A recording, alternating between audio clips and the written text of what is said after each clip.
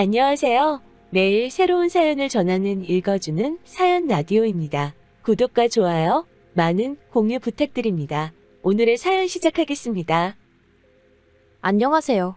결혼한 지 12년 차의 40대 여성입니다. 가끔 속이 답답하고 그럴 때면 여기 와서 남의 이야기도 듣고 그러면서 위안도 얻고 그랬는데 오늘은 제 이야기를 좀 해보려고 해요. 솔직히 좋은 얘기도 아니고 혹시 지인이 제 얘긴 걸 알아채면 어쩌나 싶어서 몇 번을 망설였거든요. 그런데 또 어디 털어놓을 데가 없으니 제 속은 속대로 문드러지는 기분이라서 두서가 없더라도 들어주시면 감사하겠습니다. 남편하고는 친척 어른의 소개로 만났어요. 사업을 하다가 알게 되었다는데 사람이 착실하니 좋아 보인다며 제 짝으로 어울릴 것 같다고 한번 만나보라셨죠. 하지만 솔직히 저는 그렇게 내키는 자리는 아니었어요. 결혼 자체에 별 관심도 없었고 저도 하고 싶은 일이 있었으니까요. 하지만 친정부모님께서 그래도 어른이 주선한 자리인데 거절하는 건 예의가 아니라 하셔서 어쩔 수 없이 나가게 되었습니다. 그런데 그렇게 만나게 된 남편은 제 예상보다 훨씬 괜찮은 사람이었어요. 사람이 소탈하고 꾸밈이 없었다고 해야 할까요? 그리고 남편도 제가 마음에 든 눈치였죠. 그래서 이후로 저희는 결혼을 전제로 진지한 만남을 시작했고 그렇게 연애 1년 반 만에 부부의 연을 맺게 되었습니다. 결혼 당시 남편이 모아둔 돈은 좀 있었지만 솔직히 시댁 자체가 경제적으로 여유가 있는 건 아니었어요. 남편이 말하길 아버님은 오래전에 돌아가셨고 그래서 이후로 먹고 사는 게 무척이나 빠듯했다고요. 특히나 신우의 경우 남편하고는 겨우 2살 차이지만 맞이라는 이유로 자의반 타의반 학업을 포기하고 돈을 벌어 집안을 살폈다대요. 아무튼 그리고 그러나 중에 어머님은 어머님대로 그래도 남자는 대학을 나와야 한다면서 저희 남편더러 대학에 가라셨고 남편 말로는 자기는 원래 어디 공장에라도 들어가고 싶었답니다. 그래서 하루라도 빨리 집안 형편에 도움이 되고 싶었다고요. 그런데 어머님이 당신 눈에 흙이 들어가기 전까지 그 꼴은 못 본다며 무조건 대학에 가라셨고 그래서 저희 남편만 대학을 나오게 되었다대요. 그리고 다행히 남편은 대학 졸업 후에는 바로 대기업에 들어갔고 이후로 신우가 하던 역할을 도맡아 신우와 시댁 식구들을 살피기 시작한 거죠. 그리고 그런 사정을 알고 나니 결혼할 때 솔직히 남편이 집을 해온다던가 그런 건 기대할 수가 없었네요. 하지만 시댁과는 달리 저희 친정은 여유가 있었어요. 제가 알기론 저희 할아버지가 지역 유지셨거든요. 그래서 저희 친정 부모님께 땅도 많이 물려주셨고 또 동네 토박이다 보니 인맥도 넓으셨는데 그 인맥 덕분에 친정 부모님이 하시는 사업에 일이 끊이지가 않았죠. 그래서 제가 가진 것 없는 남편하고 결혼한다 했을 때도 경제적인 부분은 별로 문제 삼질 않으셨던 것 같아요. 결혼할 때 가장 중요한 건 사람의 됨됨이라고 돈이야 살면서 모으면 된다는 말씀만 하셨으니까요. 그리고 실제로 친정에서 집이며 차며 전부 다 해주셨어요. 그래서 저희 남편도 그때부터 지금까지 저희 친정 부모님께 지극정성으로 잘하고 있고요. 그런데 문제는 신우였습니다. 돌이켜 생각해보면 신우하고는 처음부터 단 한 번도 사이가 좋았던 적이 없어요. 시작은 처음 제가 시댁에 정식으로 인사를 드리러 갔던 날이었습니다. 친정어머니가 챙겨주신 선물들을 가지고 시댁에 도착했는데 현관문을 열어주는 신우의 표정이 뭐랄까 반기는 기색이 전혀 없었다고 해야 할까요? 그러니까 괜히 저도 제가 못 올 때를 온 건가 싶어서 주눅이 들었죠. 게다가 이후로도 어머님 옆에 딱 붙어 앉은 신우는 저를 위아래로 훑어만 볼 뿐 말 한마디 거는 법이 없었습니다. 그러다가 막판에 어머님이 저희 친정부모님 사업에 대해서 질문을 좀 하셨어요. 그래서 제가 아는 선에서 대답을 해드리고 있는데 신우가 아는 체를 하대요? 뭐 연매출이 그렇다고 해도 결국 가져가는 건 얼마 정도밖에 안 되지 않냐? 자기 아는 사람도 비슷한 사업을 해서 안다. 그러면서 전망이 어떻고 하는데 좀 황당하더라고요. 저희 부모님이 30년 넘게 해오신 사업을 자기가 알면 뭘 얼마나 안다고 나대나 싶은 게. 그래서 제가 그건 이렇고 이건 그렇다 하며 좀 정정을 해줬어요. 그냥 내내 하고 넘어갈 수도 있었겠지만 왠지 그러기가 싫었거든요. 그런데 그때 신우가 자리에서 딱 일어나면서 윗사람이 말하는데 어디 감히 아는 척이냐면서 있는 집 딸이라더니 예의가 없네 그러고는 자기 방으로 쌩 들어가 버리는 거예요. 얼마나 황당하던지. 가뜩이나 긴장을 보통 하고 있던 게 아닌데 그런 신우의 반응을 보니까 저도 모르게 왈칵 눈물이 쏟아지대요.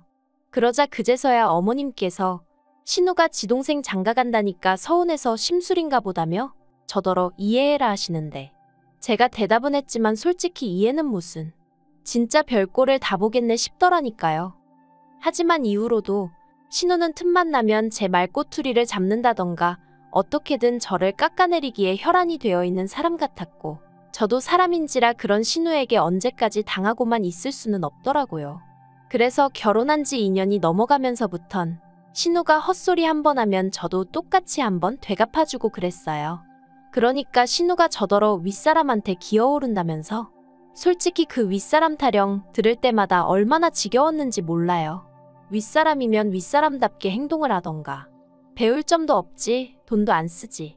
거기다 자꾸 저를 열받게 하니까 그러면 안 되는 걸 알면서도 점점 저도 신우를 무시하게 될 수밖에 없었죠. 그러다 결정적으로 제가 신우하고 정말 상종을 못하겠다 생각하게 된 일이 있었으니 제가 결혼한 지 3년째 되던 해에 첫째를 낳았거든요.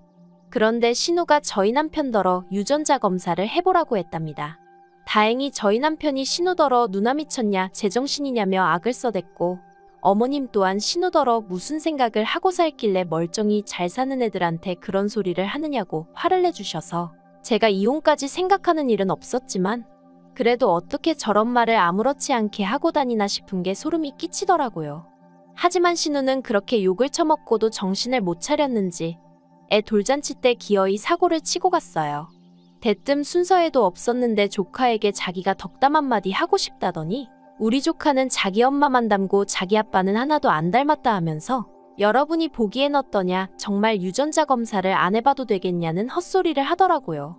다행히 남편이 그런 신우를 끌어내고 사회를 보던 남편 친구가 우스갯소리라는 식으로 수습을 해주긴 했지만 저 정말 그날 집에 가서 펑펑 울었어요. 너무 부끄럽고 쪽팔리고 애한테 미안해서요. 게다가 그 자리에 저희 친정 부모님도 계셨는데 두 분 다 평소에 점잖으신 분들인데도 사돈이고나 발이고 뭐 그런 인간이 다 있냐며 고소하시겠다 하는 걸 어머님이 정말 빌다시피 하셔서 말렸습니다. 그리고 저는 고민 끝에 도저히 안 되겠다 싶어서 오로지 신우의 그 입을 막겠다는 이유로 결국 유전자 검사를 했네요.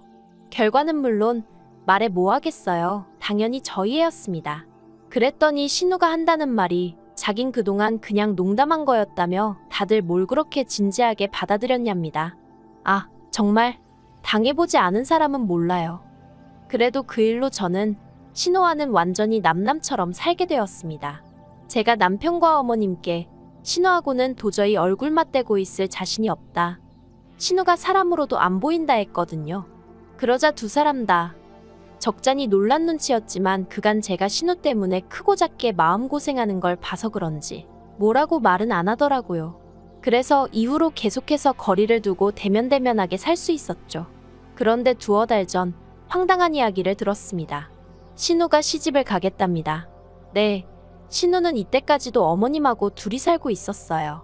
생활비는 저희 남편이 결혼 전부터 지금까지 한 번도 쉬지 않고 시댁에 매달 얼마씩 드리고 있었기에 그 돈에 자기가 번 돈 더해서 쓰고 있던 걸로 알아요.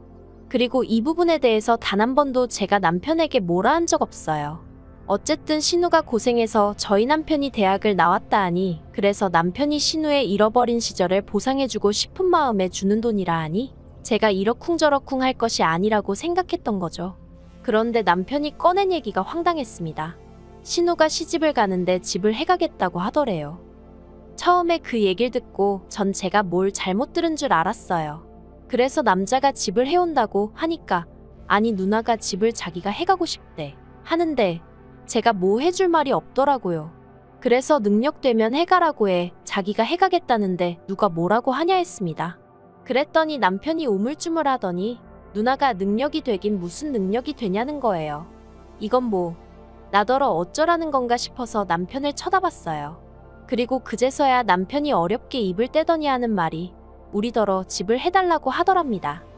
어이가 없더라고요. 그래서 아니 자기 시집 가는데 왜 우리한테 집을 해달라고 하냐니까 신우 말이 자기가 이제껏 어머님 모시고 사느라 돈도 하나도 못 모았다고 그러니 저희가 어떤 식으로든 보상을 해줘야 할 거 아니냐고 하더래요.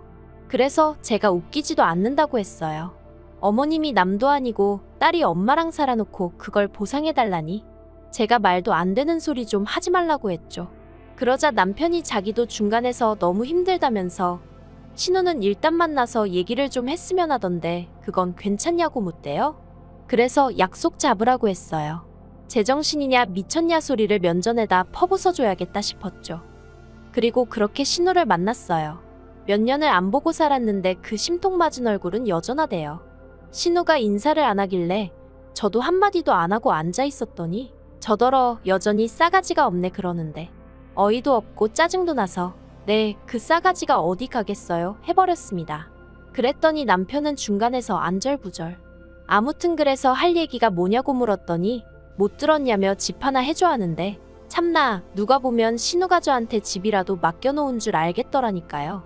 제가 웃으면서 무슨 인형의 집 얘기하는 것도 아니고 집을 갑자기 사달라고 하면 제가 내하고 사드리겠냐고. 그리고 당장 우리도 먹고 살 돈도 없다 했습니다. 그러자 신우가 자기 동생 연봉이 1억이라는데 왜 돈이 없냐고 따져요. 그래서 연봉 1억이어도 뗄 거다 떼면 얼마 들어오지도 않고 우리도 애가 둘인데 교육비 다 뭐다 돈이 어딨겠냐 했죠. 게다가 솔직히 얘기를 하면서도 내가 이걸 왜 구구절절 신우한테 설명을 하고 양해를 구해야 하나 싶은 게 우라가 치밀더라고요. 그런데 그때 신우가 한다는 말이 그러면 어머니 모시고 가랍니다. 황당하대요. 그래서 제가 왜요? 하니까 자기가 이제껏 어머니 모시고 사느라 시집도 못 가고 돈도 못 모았는데 어머님하고 사는 그 집이라도 받아야겠다나요? 어이가 없었죠. 엄밀히 말하자면 제가 보기엔 자기가 어머님 댁에 얹혀 산 거고 어머님 몫의 생활비라고 남편이 챙겨드린 걸로 자기도 먹고 쓰고 했으면서 그래놓고 이제 와서 어머님 핑계를 대면서 어머님 집을 탐내다니 무슨 저런 게 다 있나 싶대요. 그리고 솔직히 아까도 생각해 본 적 없는 일이었고요. 그래서 신우더러 어머님을 모시고 올 생각도 없고 막말로 나 때문에 시집을 못 간 것도 아닌데 왜 나한테 이러냐 그랬어요. 그랬더니 한다는 말이 저더러 진짜 뻔뻔하다면서 제가 누리고 사는 게 전부 다 누구 덕인 줄 아냐는 거예요. 황당해서 제가 누구 덕이냐고 적어도 언니 덕분은 아니지 않냐 했죠. 그랬더니 적어보라고 절에서 처음부터 마음에 안 들었다면서 자기가 없었으면 제 남편이 대학은 나올 수 있었을 것 같냐며 자기 덕에 제 남편이 대학도 나왔고 번듯한 회사도 들어간 거라고. 그러니 저는 자기한테 나 죽었소 하고 납작 엎드려 있어야 할 판인데 친정에 돈 좀 있다고 기고만장해서 고개 빳빳이 들고 다니는 꼴이 정말 보기 싫어 죽겠답니다. 그리고 그제서야 아 그게 마음에 안 들었구나 싶은 게 황당하기 짝이 없었죠. 100번 양보해서 신우 말대로 신우 덕분에 저희 남편이 대학 나왔다 쳐요. 하지만 대기업에 들어가고 이후로 저랑 살면서 승승장구한 건 남편 본인이 잘해서 아닌가요? 그리고 그렇다고 저희 남편이 자길 아예 모른 척한 것도 아니고 10년이 넘는 생활 동안 매달 얼마씩 돈 줘. 말끝마다 누나한테 고맙다고 해. 솔직히 저런 동생이 어디 있나 싶은데. 그런데 신우는 자기 동생이 그렇게 잘해주면 거기서 만족을 해야지. 저까지 자기한테 설설 기재하는 게 마음에 안 들어서 그 세월 동안 오만 심수를 부렸다는 거잖아요. 그리고는 이젠 급기야 어머님을 모시고 가던지 자기 시집 가는데 집을 해주던지 제정신이 아니네 싶었죠. 그래서 제가 신우더러 저 좋으라고 남편 대학 보냈냐고 쏘아붙였어요. 그리고 그렇게 따지고 들면 남편이 저랑 결혼할 때 돈 1000만 원이라도 해줬냐고 그런 거 하나도 없지 않았냐. 남편이 돈 잘 벌어와서 저더러 누리고 산다 하는데 그러기 전에 남편이야말로 제 덕에 번듯한 아파트에 외제차 굴려가며 사회생활했다고. 그런 건 눈에 안 보이냐 했죠. 그랬더니 신우가 저더러 끝까지 지 잘났단 얘기만 한다면서 자기는 아무튼 할 말 다 했으니 어머님 모셔가랍니다. 그래서 일주일 정도 고민하다가 어머님을 만났어요. 어쨌든 어머님 의견이 제일 중요하다 싶었으니까요.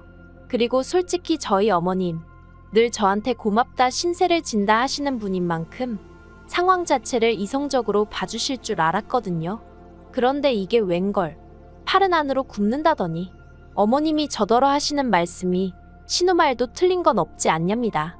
막말로 신우가 그때 돈 안 벌어왔으면 네 남편 지금도 어디 공장이나 전전하고 다녔을지 아냐면서 어이가 없었죠. 막말로 제가 남편 직장 보고 결혼을 결심한 건 아니지만 직장마저 변변찮았으면 결혼을 아예 안 했을 텐데 그걸 지금 뭐라고 들먹이시는 건지. 그러면서 어머님은 저더러 너도 너무 야박하게 굴지 말라면서 그 돈 다 쥐고 있다 뭐 할 거냐며 집까진 안 바라니 신우 번듯하게 혼수라도 해가게 이렇게 해주랍니다. 그리고는 뭐라 하셨냐면 너도 시집 올 때 잔뜩 해와서 나한테 예쁨 받지 않았냐? 네 신우도 시집 가서 예쁨 받게 협조 좀 해라. 솔직히 그래도 없는 형편에 어머님은 경우가 있으신 분이라고. 신우는 개차반이어도 어머님이 좋으신 분이니 이해하고 넘어가자 생각한 적이 한두 번이 아니었는데 어머님의 말씀을 듣고 나니 생각이 많아지대요. 그래서 남편에게 솔직한 제 마음을 털어놓았습니다.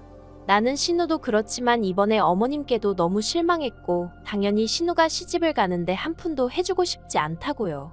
그랬더니 남편이 자기가 저를 볼 낯이 없다면서 그래놓곤 또 얼마 안 가 그래도 같은 여자인데 조금만 이해해주면 안 되겠냐 하는데 정말 남편 뺨이라도 한 대 갈기고 싶더라니까요.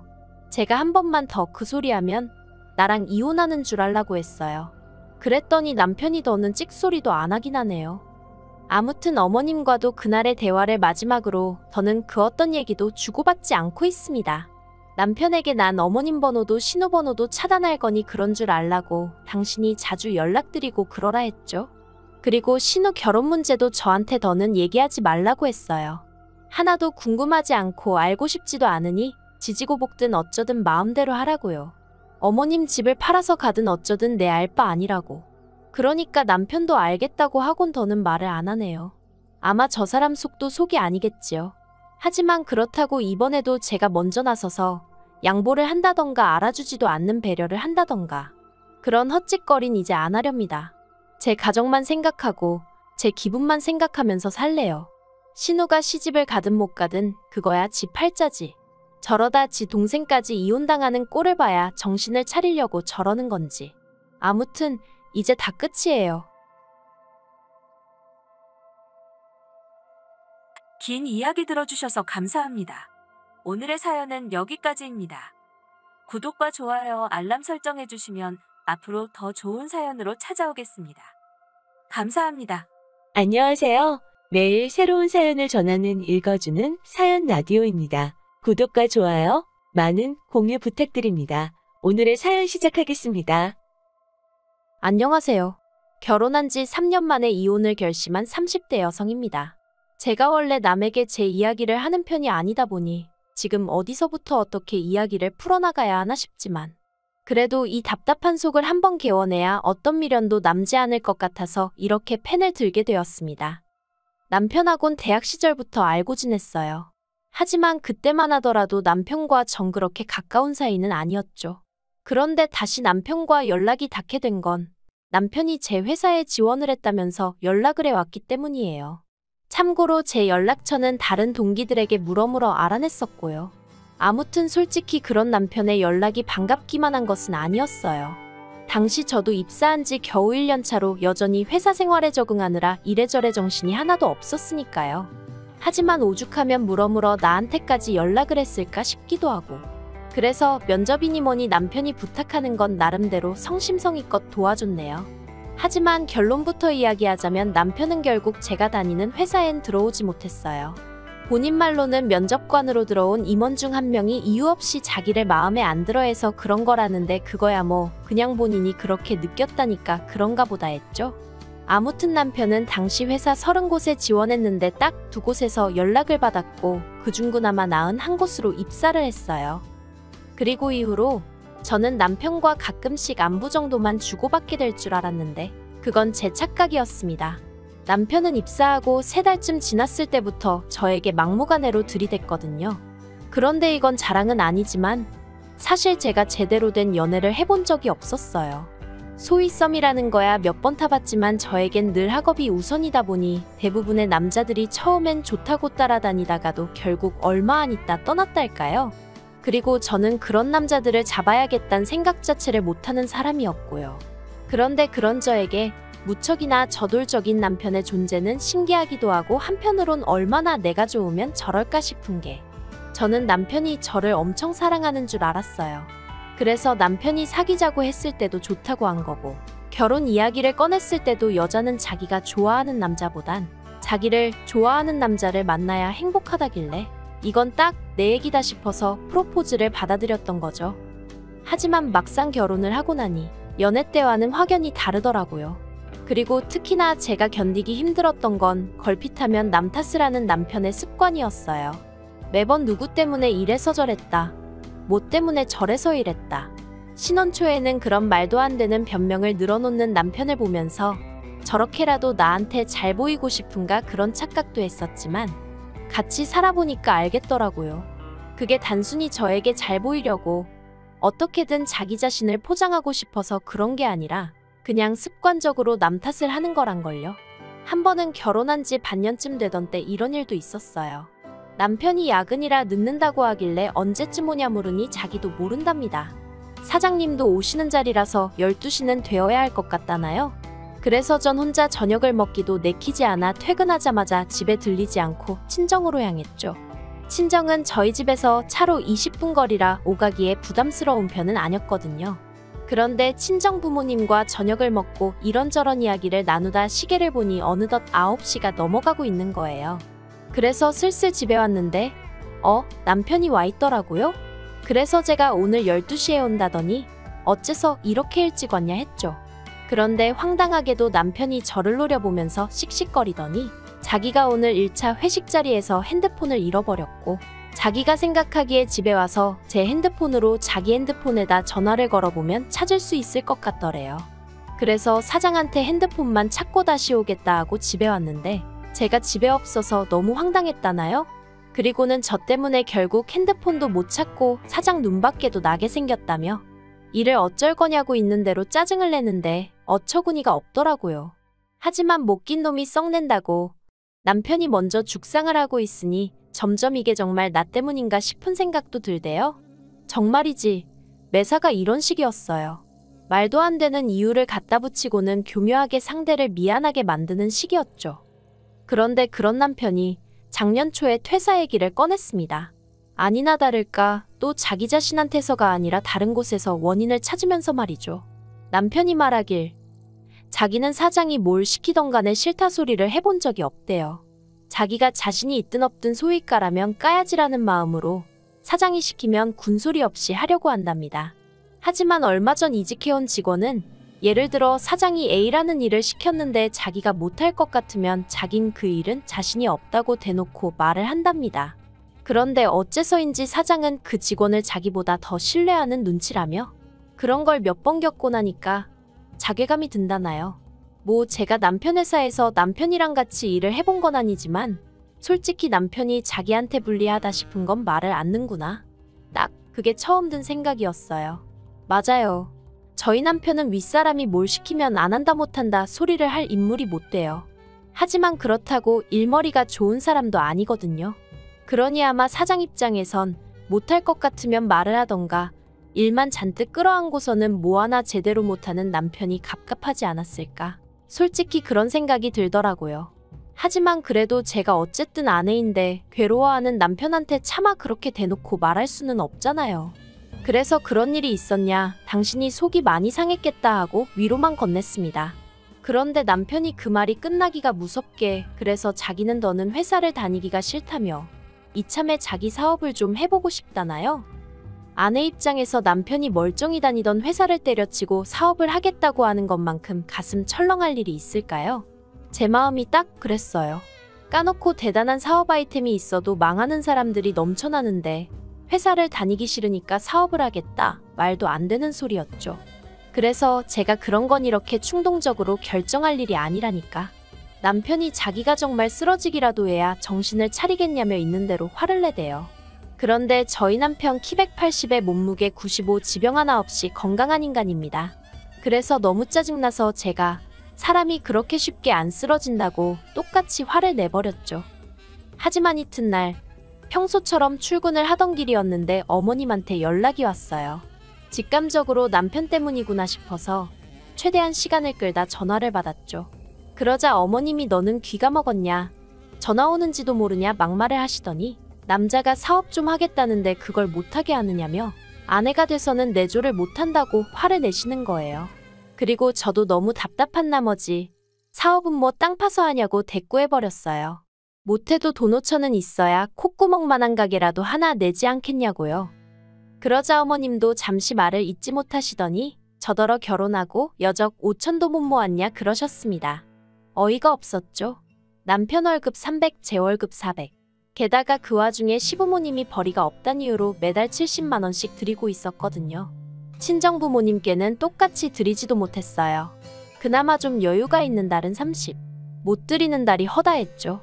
그런데 어머님이 돈을 못 모았냐 하시니 정말 마음 같아선 어머님 때문에 못 모은 거 아니냐고 확 쏘아붙여버렸음 싶더라니까요.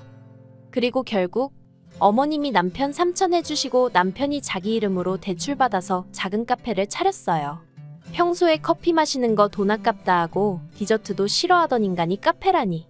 얼마나 사업이란 걸 우습게 보는지 알만하더라니까요. 게다가 초반엔 손님이 많지도 않았는데 테이블이냐고 7개뿐인 카페에서 아르바이트를 둘이나 뽑았더라고요. 그래서 절대로 간섭하지 않겠다고 마음을 먹었던 제가 결국 갑갑함을 이기지 못하고 남편더러 처음엔 당신이 다 해봐야 한다고 그래야 가게 돌아가는 상황을 파악할 거 아니냐고 한마디 했네요. 물론 남편은 제 조언을 귓등으로도 안 듣는 눈치였지만요. 남편이 회사는 관뒀지. 옆에서 보고 있자니 카페도 카페대로 저러다간 망하게 생겼지. 그러니 이게 성격이에요. 왜? 성질 급한 사람이 결국 먼저 간다더니 그게 딱 저량에 하는 말일 줄이야. 원래 제가 성질이 급하기도 하고 한번 벌려놓은 일은 어떻게든 책임지고 끝장을 봐야 하거든요. 그래서 결국 어느샌가 제가 투잡 아닌 투잡을 뛰고 있더라고요.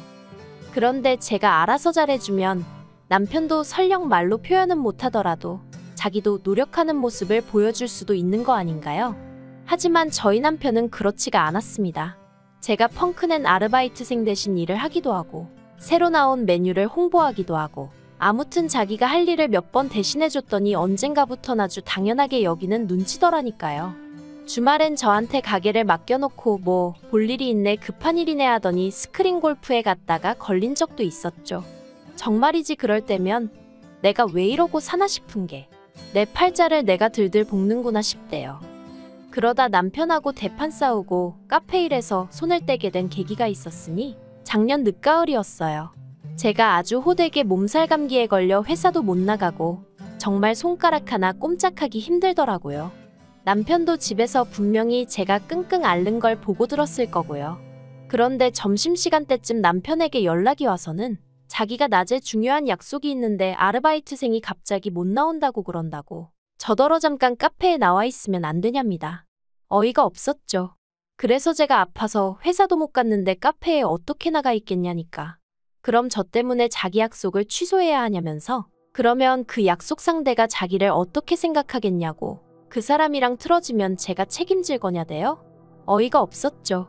그래서 나 때문에 한 약속도 아니고 내가 아르바이트를 펑크낸 것도 아닌데 왜 종로에서 뺨 맞고 한강에서 화풀이냐? 헛소리하지 말라 했네요. 그리고 이 일로 남편이 그날 밤 집에 와서는 아주 말 그대로 씩씩거리면서 발악을 하더군요. 저 때문에 결국 약속은 약속대로 못 지키고 기분이 나빠서 장사도 제대로 못했다면서요. 끝까지 아픈 저한테 괜찮았냐? 뭐는 좀 챙겨 먹었냐? 소리는 없이. 정말 오만정이 다 떨어진다는 게 이런 건가 싶대요. 그래서 남편더러 앞으로 내가 카페에 가는 일은 2번 다시 없을 거라고 그러니 그만 좀 하라고 했어요. 그 카페에서 억만금을 벌어도 1원 한 푼 받을 생각 없으니 당신 혼자 처음부터 끝까지 다 하라고요.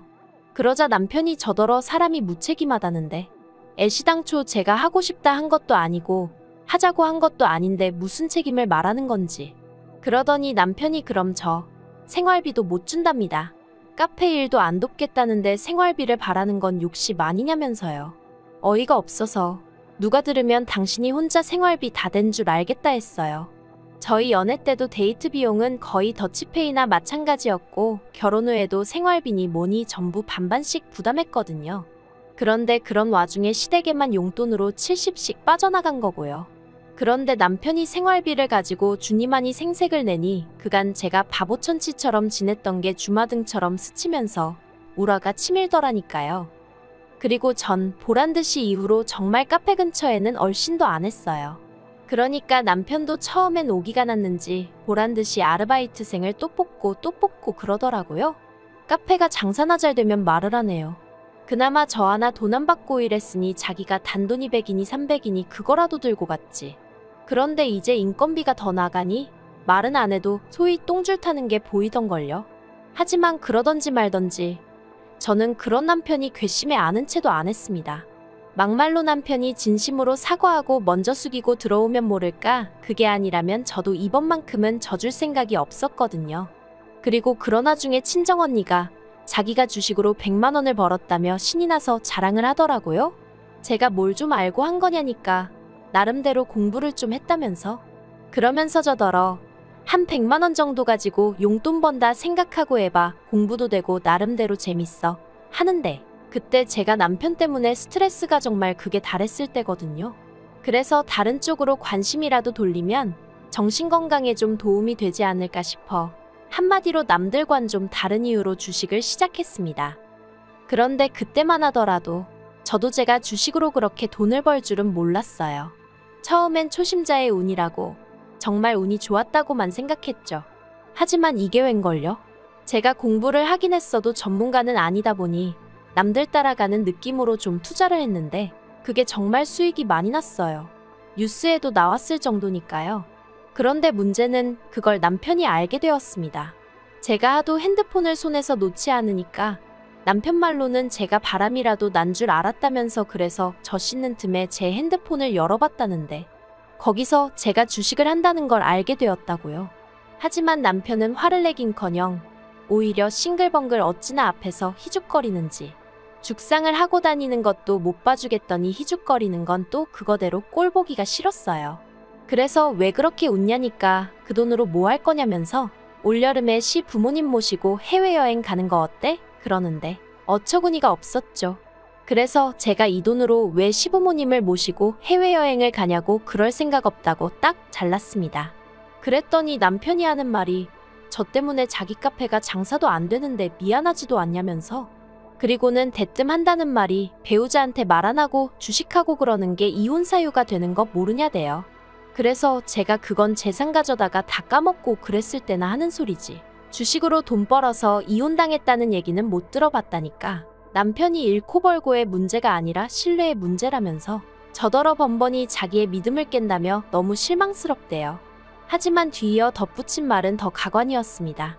그렇지만 이번에는 어쨌든 제 말대로 제가 주식으로 돈을 벌기도 했고 그 돈을 자기나 시부모님을 위해서 쓴다고만 하면 그냥 넘어가줄 용의가 있다나요?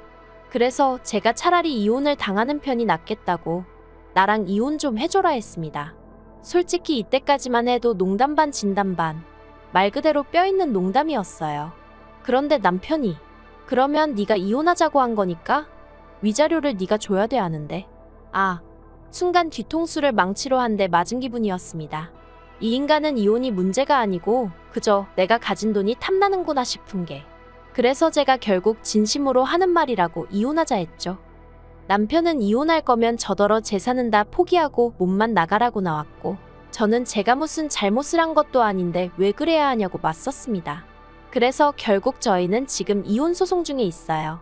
남편 쪽 변호사는 뭘 어디까지 알아서 남편 편을 들고 있는지 모르겠는데 저나 제 변호사는 제가 이길 거라고 100% 아니 130% 확신하고 있거든요. 그리고 이 과정 중에 남편이 말하길 저 때문에 스트레스가 너무 심해서 카페 일에 집중을 할 수가 없었고 그래서 카페도 폐업을 해야 한다며 그거에 대해서도 피해 보상을 청구할 거라는데 네 마음대로 하라 했습니다. 정말이지 저래서 그동안 어떻게 사회생활을 했나 싶더라니까요. 그리고 시댁이라고 가만히 있지 않았죠. 당신 아들 인생 꼬아놓고 무사할 줄 아냐면서 하도 무서운 얘기를 많이 하셔서 그건 그거대로 협박이니 뭐 그런 걸로 고소했어요. 시부모님 덕분에 이혼이 한결 수월해지지 않을까 기대가 됩니다. 전 정말이지 이 결혼에 최선을 다하고 싶었고 남들 눈이 무서워서 똥물인 줄 알면서도 발 담그고 살아볼까 했는데 그래도 지금은 이혼하게 되어서 다행이다 싶어요. 그리고 여담이지만 저는 여전히 흑자를 기록 중이라서 참 기쁘네요. 저야말로 이참에 이 돈으로 친정부모님하고 여행도 갔다 오고 카페나 해볼까요? 하하, 농담이에요. 긴 이야기 들어주셔서 감사합니다. 오늘의 사연은 여기까지입니다. 구독과 좋아요, 알람 설정해주시면 앞으로 더 좋은 사연으로 찾아오겠습니다. 감사합니다. 안녕하세요. 매일 새로운 사연을 전하는 읽어주는 사연 라디오입니다. 구독과 좋아요, 많은 공유 부탁드립니다. 오늘의 사연 시작하겠습니다. 안녕하세요. 며느리 알기를 개똥보다 못하게 아는 시부모님 때문에 남편과 이혼한 여성입니다. 그런데 남편이 저더러 자기한테 기회를 다시 한번 달라는 헛소리를 하네요. 웃기지도 않아서 말 나온 김에 저희 남편 얘기나 좀 해보려고요. 남편하고는 지인의 소개로 만났는데 처음 만났을 당시에는 솔직히 결혼까지 염두에 두고 나간 자리는 아니었어요. 나중에서야 알게 된 일이지만 남편이 지인의 거래처 직원이었고 지인이 저희 남편에게 잘 보이고 싶어서 만든 자리였거든요. 그리고 그제서야 그렇게 나가기 싫다는데도 애걸복걸하며 나가서 밥 한 끼만 먹고 오라고 사정을 한 게 이해가 되대요. 그래도 뭐 그렇게 만나게 된 남편 자체가 싫지는 않았어요. 외모는 비록 제 스타일이 아니었지만 대화에 집중하는 모습이 보기 좋았거든요. 자기 얘기만 하는 사람은 원래 매력이 없잖아요. 이후로 저는 남편과 한 달 만에 정식으로 사귀는 사이가 되었고 1년 뒤에는 본격적으로 결혼 이야기까지 오가기 시작했습니다. 다만 서로의 마음이 어느 정도 깊어지고 확신이 생긴 이후에서야 남편이 결혼하면 처음엔 시댁에 들어가서 살자는 얘기를 하더라고요. 그리고 전 당황스럽기도 했고 겁이 났죠. 저희 친정어머니가 20년 가까이 할머니를 모시고 사시면서 정말 고생이란 고생은 다 하셨던 걸 제 눈으로 보며 자랐으니까요. 비록 할머니가 돌아가시기 직전 친정어머니께 당신이 너무했다며 미안하단 말씀 한마디 유언처럼 남기시긴 했지만 그 한마디로 친정어머니의 지난 세월을 다 보상받을 순 없었기에 사실 오히려 그 사과 때문에 친정어머니가 더 괴로워하시기도 했어요. 그 미안하단 한마디 때문에 더는 원망하지도 못하게 되었다면서요. 아무튼 그래서 저는 결혼을 안 하면 안 했지 시부모님하고 같이는 못 산다는 생각이었고 남편에게도 제가 왜 그런 생각을 할 수밖에 없는지 구구절절 설명을 했습니다만 남편이 자기가 이해한다고 해도 어머님 아버님이 어떻게 받아들이실진 모르겠다며 무척이나 곤혹스러워 하더라고요. 그리고 남편의 말대로 시댁의 반응은 무척이나 좋지 않았습니다. 저더러 핑계를 댄다고 하기도 하셨고 그래도 노력을 해봐야지 무조건 싫다고 하면 되냐 하기도 하셨고 하지만 결정적으로 제가 파혼을 해야겠다고 생각을 하게 된 건 시부모님 한마디 때문이었어요. 들어와서 살지 않으면 결혼할 때 돈은 한 푼도 해주지 않겠다고 하셨거든요. 솔직히 돈이 아쉬운 것보다도 치사한 기분이 들었거든요. 그래서 남편에게 이쯤에서 헤어지자 했죠. 하지만 남편은 이별을 순순히 받아들이지 않았고 급기야 어머님 아버님과 크게 다퉜다고 했어요. 연을 끝내 마네소리까지 나왔다고 했으니까요. 그리고 자식이기는 부모 없다더니 결국 어머님 아버님이 합가 얘기는 없던 걸로 하자며 저희 결혼을 허락해 주셨고 그렇게 저와 남편은 부부의 연을 맺게 되었습니다. 그리고 저희 친정에서는 이 과정을 속속들이 알지는 못하셨어요. 제가 친정부모님이 속상해하실 만한 이야기는 처음부터 전하질 않았거든요. 그렇게 결혼할 때 시댁에서 4천, 친정에서 7천을 해주셨습니다. 원래는 시댁에서도 1억을 해주겠네요 전에 얘기가 있었지만 이런저런 핑계를 대시며 돈을 깎아나가시더니 결국 4천 주시더라고요. 그리고 그렇게 양가로부터 받은 돈에 저희가 조금씩 모아둔 돈을 합하여 아파트를 구했습니다. 18평대의 작은 아파트로 저희 둘이 살기엔 부족하지 않았어요. 하지만 처음 저희 집에 오신 시부모님께선 들어와서 살면 40평대 아파트에서 떵떵거리고 살 걸 고생을 사서 한다며 한심하네 어쩌네. 잘났다고 고집을 피우더니 고작 이거냐며 저를 아주 바보천치 취급을 하시더라고요. 워낙에 저희 시부모님이 두 분 다 말씀을 격이 없이 아니 무례하게 하시는 건 진작에 알고 있었지만 그래도 무척이나 불쾌했고 그때 전 생각했죠. 이분들하고는 최대한 말을 안 하는 게 나 자신을 지키는 길이겠구나라고요. 하지만 그땐 몰랐습니다. 어머님 아버님이 말만 막 하시는 게 아니라 행동도 요즘 말로 개념이 없으신 분들이란 걸 말해요. 신혼집을 구하던 당시 솔직히 재정적으로 넉넉한 상황은 아니었고 하지만 서울을 떠날 순 없었기에 고민 끝에 시댁에서 멀지 않은 동네에 집을 구하게 되었습니다.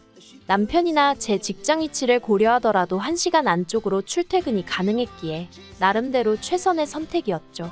그런데 문제는 그때부터 어머님이고 아버님이고 할 것 없이 연락도 없이 저희 집에 오시는 일이 많아졌습니다. 특히 저녁 시간대, 저는 비교적 정시에 퇴근하는 일이 잦았는데 그걸 어머님 아버님께 따로 말씀드린 적은 없었지만 어떻게 눈치를 채신 건지 제가 퇴근하고 한숨 돌리는 때면 여지없이 오시고 그러셨죠. 한 번도 미리 연락을 주신 적도 없고요. 그리고 꼭 오셔서는 밥 차려라, 과일 깎아라.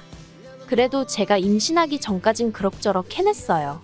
좋은 게 좋은 거라고 어차피 먹어야 하는 저녁이니 좋은 마음으로 차려 먹자. 덕분에 나도 제대로 한 끼 먹는구나 하면서 어떻게든 긍정적으로 생각하려고 했거든요. 그런데 결혼한 지 8개월 만에 제가 임신을 했고 남들보다 조금 일찍 입덧을 시작하면서 어머님 아버님 오시는 게 점점 부담스럽더라고요.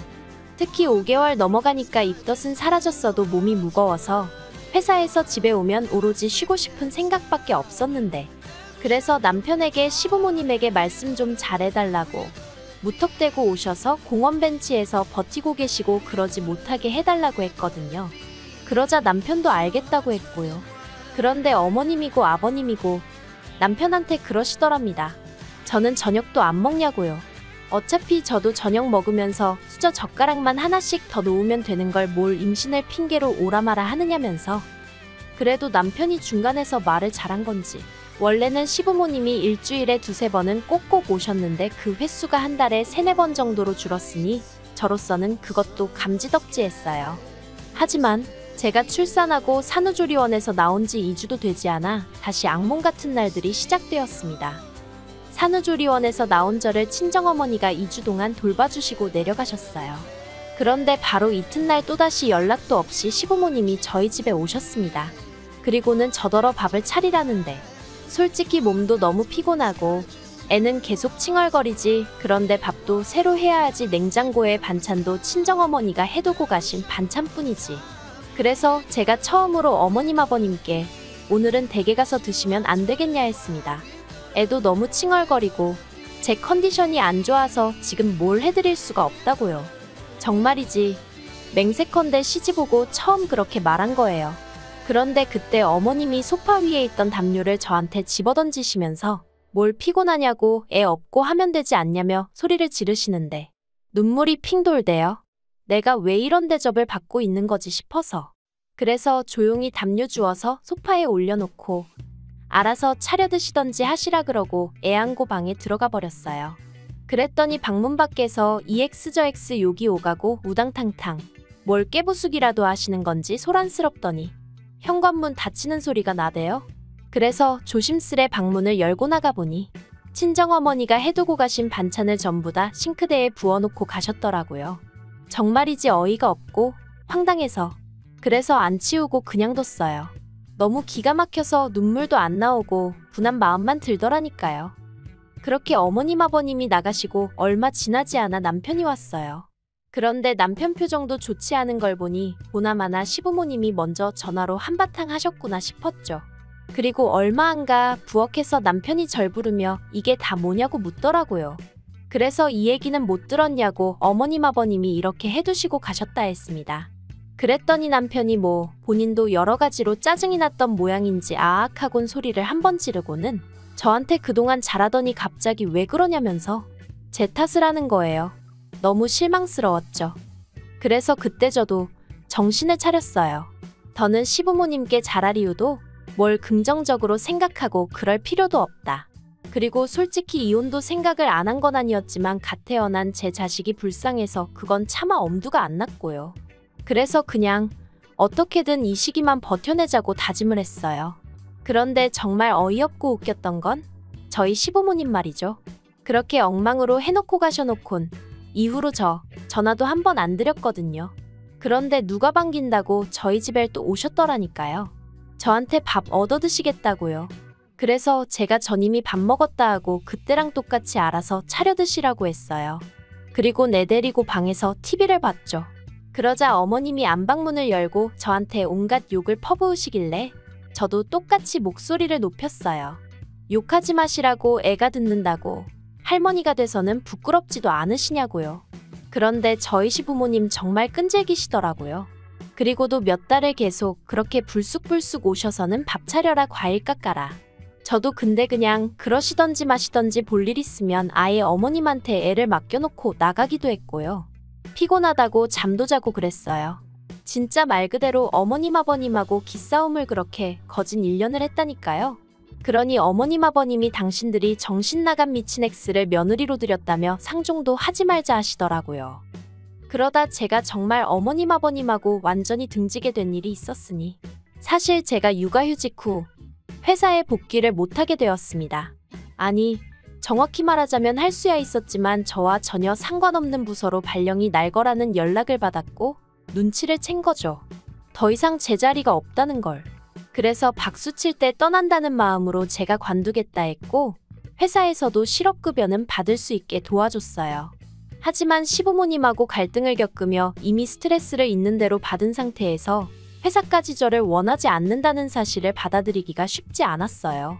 그리고 이런 심리적 위축과 여러 가지 부정적인 감정이 한데 어우러지면서 결국 우울증까지 앓게 되었죠. 그런데 몇 달 뒤 저는 운 좋게 다른 회사로부터 스카웃 제의를 받게 되었습니다. 하지만 문제는 아이였죠.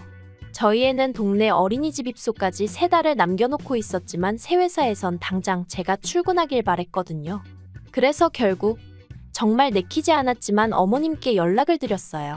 제가 미워도 당신 손주인데 설마 모른 척 하실까 싶었으니까요. 하지만 어머님께서 애는 엄마가 키워야지 누구 손에 맡기려 드냐면서 저더러 정신머리가 썩었다고 단칼에 거절을 하셨어요. 그래서 결국 동네에서 시터를 구했습니다. 동네에서 시터를 구한 것도 그나마 운이 좋았다고밖에 볼 수가 없었던 게 워낙 동네에 젊은 부부들이 많다 보니 사정이 다 비슷했거든요. 그리고 제가 구한 시터는 곧 이사를 갈 예정이라 더는 시터를 할 생각이 없다고 했는데 제 사정이 딱해서 도와주겠다 한 거였고요. 그런데 아이 입소를 한 달쯤 앞두고 황당한 사실을 알게 되었습니다. 남편하고 어머님이 저 몰래 어린이집에 찾아가 아이 입소를 취소해달라고 했다는 거예요. 그리고 어린이집에선 저희 어머님만 오신 것도 아니고 저희 남편까지 왔으니 별다른 의심을 하지 않았고요. 그래서 저희 아이 자리는 이미 다른 아이로 대체되었다대요. 청천벽력 같은 사실에 남편에게 바로 연락하여 이게 어떻게 된 일이냐고 따졌습니다. 그런데 남편이 아무렇지도 않은 태연한 목소리로 자기가 들어보니 어머님 말씀이 틀린 게 없더랍니다. 아직 애가 한참 어린데 엄마인 제가 봐야지 어린이집에 데려다 놓는 건 미친 짓 같다나요. 그리고 이 일로 저는 남편에 대한 신뢰를 완전히 상실하고 말았어요. 사실 어린이집 입소가 취소된 거야 다른 어린이집을 알아볼 수도 있는 거고 막말로 하늘이 무너지는 일은 아니었지만 제가 정말 실망한 건 남편이 저와는 상의 한마디 없이 어머님이 그렇게 하란다고 했다는 거였죠. 그리고 결국 그날 저녁 퇴근한 남편과 다시 한번 크게 다퉜습니다.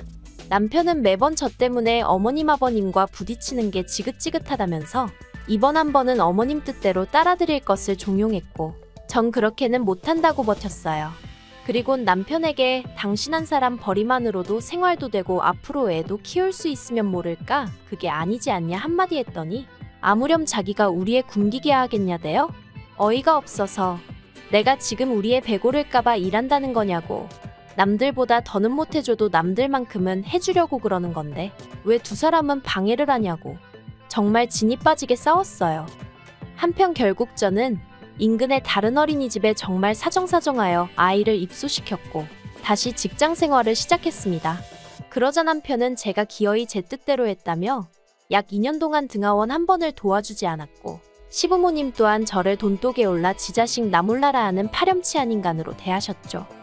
그러다 올해 초 남편으로부터 아버님이 뇌졸중으로 쓰러지셨단 소리를 들었습니다. 그래서 그간 묵은 감정으로 거의 오가지 않던 시댁이었지만 어쩔 수 없이 방문하게 되었고 병문안도 갔어요. 그런데 제가 갔을 때 아버님은 주무시고 계셨고 어머님은 저는 본체만체 하시며 병원에서 혼자 이게 뭐냐고 힘들어 죽겠다며 남편을 붙들고 하소연만 하시더라고요. 그러더니 저더러 넌 뭐 느끼는 게 없냐입니다. 그래서 고생이 많으시겠다고 대답하니 또다시 다른 집들은 다 며느리가 와서 수발 들고 하는데 전 팔자가 늘어졌다나요? 남편하고 똑같이 직장 생활하면서 애는 거의 혼자 키우는 기분이었는데 무슨 팔자가 늘어진다는 건지. 하지만 어머님하고 보는 눈도 많은 병실에서 말씨름하기 싫어 아무 말도 안 했어요. 그리고 병실에 한 20분 정도 있다가 너무 답답해서 나왔습니다. 아버님이 쓰러지신 게 내 잘못도 아니고 그렇다고 나더러 병수발을 들라는 건가 어이없네 이런 생각만 들어서 기분이 정말 별로더라고요. 그런데 남편이 저한테 언제까지 그렇게 어머님한테 나를 세울 거냐더니 자기가 이번에 아버님 쓰러지신 거 보니까 여러 가지로 생각이 많아진답니다. 그리고는 한다는 말이 당분간 회사에 병가든 뭐든 쓰고 어머님을 대신해서 병원에 있으라는데 싫다고 했어요. 내가 왜 그래야 하냐고 아버님 챙겨드리고 싶으면 당신이 직접 하라고 했죠. 그랬더니 남편이 이참에 묵은 감정도 털어버리고 어머님 아버님한테 좋은 인상을 심어드리면 얼마나 좋겠냐는데 제가 뭐가 좋냐고 그랬어요. 누구한테 좋은 거냐고요 그게. 그런데 남편에서 그치지 않고 이튿날 애 어린이집에 데려다주고 출근하고 있는데 어머님한테 연락을 받았습니다. 그리고 어머님께선 대뜸 저더러 회사로 가지 말고 병원으로 오라는 거예요. 당신은 오늘 개인적으로 볼 일이 있으니 제가 아버님 옆에 붙어 있으라나요? 어이가 없었죠. 그래서 아내가 남편을 봐야지 왜 남의 손에 맡기려 하시냐고 그랬습니다. 네, 어머님이 저에게 하셨던 말 그대로 돌려드렸죠. 그러면서 볼 일이 얼마나 중요한 일이길래 그러시냐고 아무렴 남편보다 더 중요하시냐 했네요. 그리고 이 대화는 아니나 다를까 남편 귀에 들어갔고 그날 저희는 정말 주먹만 안 오갔지 미친 듯이 다퉜습니다. 남편은 저더러 왜 시부모님께 한 번을 제대로 굽히지 않느냐며 화를 냈고 저는 저대로 내가 처음부터 이랬냐고 한다고 했는데도 당신 부모님은 하나를 해드리면 열을 바라시는 분들이니 더는 못 해먹겠다고 그랬죠. 그리고는 어머님은 돈 뒀다 뭐 하시냐고 이럴 때 간병인 쓰시면 되지 왜 괜히 나를 못 부려먹어서 안달이신지 모르겠다니까 남편이 저더러 시부모님 재산에 왜 관심을 갖냐입니다. 어머님이 당신 재산을 어떻게 쓰시던지 제가 그걸 왜 신경 쓰냐면서 저는 제 할 도리나 잘하면 되는 거 아니냐는 거예요. 그리고 결국 결론부터 이야기하자면 제가 남편에게 이혼하자 했습니다. 그랬더니 남편이 저더러 애도 돈도 하나도 못 준다고 몸만 나가라대요. 그래서 제가 웃기고 있다고 집이 내 명의로 되어 있는데 네가 뭘 주고 말고냐고 그랬죠. 내가 법적으로 따져보고 너한테 줘야겠다 싶으면 알아서 나눠줄 테니 까불지 말라고 했어요. 그리고 애도 네가 뭔데 주고 못 주고 소리를 하냐고 했습니다. 애 크는 동안 그 알량한 생활비 몇 푼 가져다 준 거 말고 네가 아빠로서 한 게 뭐가 있느냐고요. 그리고 그렇게 막말이 오가며 서로 변호사를 알아보네 어쩌네 하다가 결국 그래봤자 서로에게 실익이 없다는 걸 깨닫고는 협의 이혼을 했습니다. 양육비니 뭐니 안 주면 그건 그거대로 속 썩는 일이라 아파트 제 명의로 받고 아이 제가 키우고 대신 앞으로 남편에게 1원 한 푼 요구하지 않는 조건으로 해서 빠르게 이혼했어요. 솔직히 별의별 기분이 다 들었습니다. 시원섭섭. 이런 한 단어로는 정의하기도 힘들 만큼 복잡하고 미묘한 감정이었죠. 그래도 이젠 다 끝났어요. 아, 그리고 엊그제 남편하고 통화를 하는데 아이 문제로 가끔 통화를 어쩔 수 없이 하거든요. 남편이 다 죽어가는 목소리로 아버님은 치매 판정 받으셨고 어머님은 그런 아버님 병간호하시다 허리에 골절상을 입으셔서 자기가 회사 쉬면서 병간호한답니다. 그러면서 이제서야 제 소중함을 알았다고 자기한테 다시 한번 기회를 주면 안 되냐는 헛소리를 하길래 제가 남편더러 졸리면 가서 자빠져 잠이나 자라고 쉰소리 하지 말라고 했어요. 제가 그 지옥에 내 발로 미쳤다고 들어가겠어요? 아들로서 부모는 당연히 직접 돌봐야지 어디 남의 손에 맡길 생각을 하는 건지 정말 이혼해서 다행인 것 같아요. 조금이라도 주저했다면 남편이 절 절대로 놔주지 않았을 테니까요. 한 번 잡혀서 개고생 해봤으면 됐지 2번은 절대 안 잡힐 거예요. 긴 이야기 들어주셔서 감사합니다. 오늘의 사연은 여기까지입니다. 구독과 좋아요, 알람 설정해주시면 앞으로 더 좋은 사연으로 찾아오겠습니다. 감사합니다.